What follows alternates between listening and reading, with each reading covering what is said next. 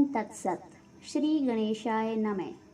श्रीमद्भागवत महापुराण प्रथम स्कंद पहला अध्याय। श्री सूत जी से शौनकादि ऋषियों का प्रसन्न मंगलाचरण, जिससे इस जगत की सृष्टि, स्थिति और प्रलय होते हैं, क्योंकि वह सभी सद्रूप पदार्थों में अनुगत है और असत पदार्थों से पृथक है। जड़ नहीं, चेतन है, परतंत्र नहीं, सोम प्रकाश है, जो ब्रह्मा अथवा हिरण्यगर्भ नहीं, प्रत्युत उन्हें अपने संकल्प से ही जिसने उस वेद ज्ञान का दान किया है, जिसके संबंध में बड़े बड़े विद्वान भी मोहित हो जाते हैं, जैसे तेजों में सूर्य रश्मियों में जल का, जल में स्थल का और स्थल में जल का भ्रम होता है, वैसे ही जिसमें यह त्रिगुणमयी जागृत सौपन सुषुप्ति रूपा सृष्टि मिथ्या होने पर भी अधिष्ठान सत्ता से सत्यवत प्रतीत हो रही है, उस अपनी स्वयं प्रकाश ज्योति से सर्वदा और सर्वथा माया और माया कार्य से पूर्णतः मुक्त रहने वाले परम सत्य रूप परमात्मा का हम ध्यान करते हैं। महामुनि व्यास देव के द्वारा निर्मित इस श्रीमद्भागवत महापुराण में मोक्ष पर्यंत फल की कामना से रहित परम धर्म का निरूपण हुआ है। इसमें शुद्धांतकरण सत्पुरुषों के जानने योग्य उस वास्तविक वस्तु परमात्मा का निरूपण हुआ है, जो तीनों तापों का जड़ से नाश करने वाली और परम कल्याण देने वाली है। अब और किसी साधन या शास्त्र से हमें क्या प्रयोजन? जिस समय भी सुकृति पुरुष इसके श्रवण की इच्छा करते हैं, ईश्वर उसी समय अविलंब उनके हृदय में आकर बंदी बन जाता है। रस के मर्मज्ञ भक्तजन यह श्रीमद्भागवत वेद रूप कल्प वृक्ष का पका हुआ फल है। श्री सुखदेव रूप तोते के मुख का संबंध हो जाने से यह परमानंदमयी सुधा से परिपूर्ण हो गया है। इस फल में छिलका, गुठली आदि त्याज्य अंश तनिक भी नहीं है। यह मूर्तिमान रस है। जब तक शरीर में चेतना रहे, तब तक इस दिव्य भगवत रस का निरंतर बार बार पान करते रहो। यह पृथ्वी पर ही सुलभ है। कथा प्रारंभ। एक बार भगवान विष्णु एवं देवताओं के परम पुण्यमय क्षेत्र नैमिषारण्य में शौनकादि ऋषियों ने भगवत प्राप्ति की इच्छा से सहस्त्र वर्षों में पूरे होने वाले एक महान यज्ञ का अनुष्ठान किया। एक दिन उन लोगों ने प्रातःकाल अग्निहोत्र आदि नित्य कृत्यों से निवृत्त होकर सूत जी का पूजन किया और उन्हें ऊंचे आसन पर बैठाकर बड़े आदर से यह प्रश्न किया। ऋषियों ने कहा, सूत जी, आप निष्पाप हैं। आपने समस्त इतिहास, पुराण और धर्मशास्त्रों का विधि पूर्वक अध्ययन किया है तथा उनकी भली भांति व्याख्या भी की है।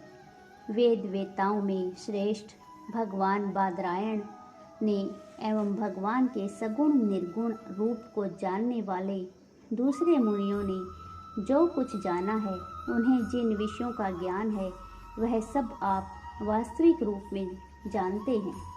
आपका हृदय बड़ा ही सरल और शुद्ध है। इसी से आप उनकी कृपा और अनुग्रह के पात्र हुए हैं। गुरुजन अपने प्रेमी शिष्य को गुप्त से गुप्त बात भी बता दिया करते हैं।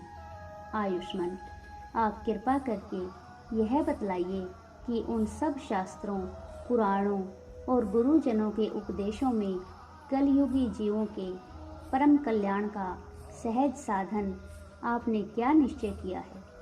आप संत समाज के भूषण हैं। इस कलयुग में प्राय लोगों की आयु कम हो गई है। साधन करने में लोगों की रुचि और प्रवृत्ति भी नहीं रही। लोग आलसी हो गए हैं। उनका भाग्य तो मंद है ही, समझ भी बहुत कम है। इसके साथ ही वे नाना प्रकार की विघ्न बाधाओं से घिरे हुए भी रहते हैं। शास्त्र भी बहुत से हैं, परंतु उनमें एक निश्चित साधन का नहीं, अनेक प्रकार के कर्मों का वर्णन है। साथ ही वे इतने बड़े हैं कि उनका एक अंश सुनना भी कठिन है। आप परोपकारी हैं, अपनी बुद्धि से उनका सार निकालकर प्राणियों के परम कल्याण के लिए हम श्रद्धालुओं को सुनाइए, जिससे हमारे अंतःकरण की शुद्धि प्राप्त हो।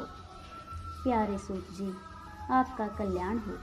आप तो जानते ही हैं कि यदुवंशियों के रक्षक भक्त वत्सल भगवान श्री कृष्ण वसुदेव की धर्म पत्नी देवकी के गर्भ से क्या करने की इच्छा से अवतीर्ण हुए थे।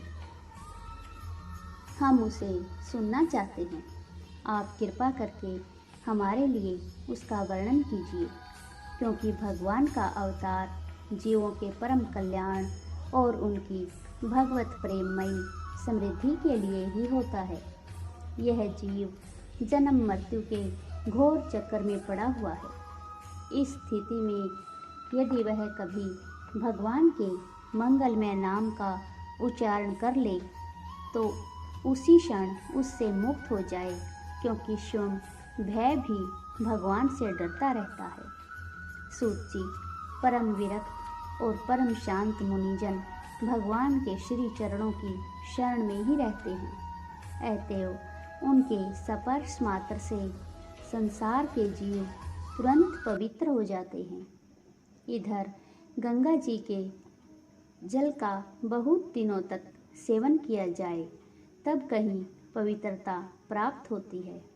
ऐसे पुण्य आत्मा भक्त जिनकी लीलाओं का गान करते रहते हैं, उन भगवान का कलिमलहारी पवित्र यश भला आत्म शुद्धि की इच्छा वाला ऐसा कौन मनुष्य होगा जो श्रवण न करे।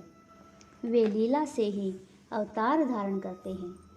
नारदादि महात्माओं ने उनके उदार कर्मों का गान किया है।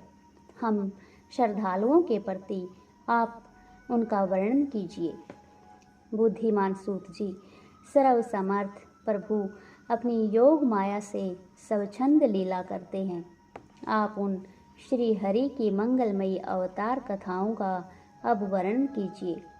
पुण्य कीर्ति भगवान की लीला सुनने से हमें कभी भी तृप्ति नहीं हो सकती, क्योंकि रसज्ञ श्रोताओं को पद पद पर भगवान की लीलाओं में नए नए रस का अनुभव होता है।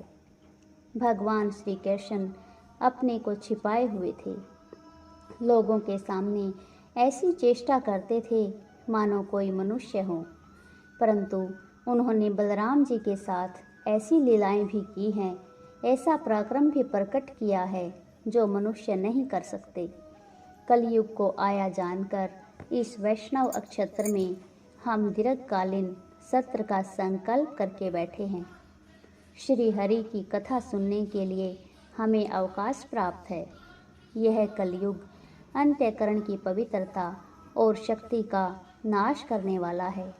इससे पार पाना कठिन है। जैसे समुद्र से पार जाने वालों को कर्णधार मिल जाए, उसी प्रकार इससे पार पाने की इच्छा रखने वाले हम लोगों से ब्रह्मा ने आपको मिलाया है। धर्म रक्षक ब्राह्मण भक्त योगेश्वर भगवान श्री कृष्ण के अपने धाम में पधार जाने पर धर्म ने अब किसकी शरण ली है, यह बताइए। हरि ओम तत्सत।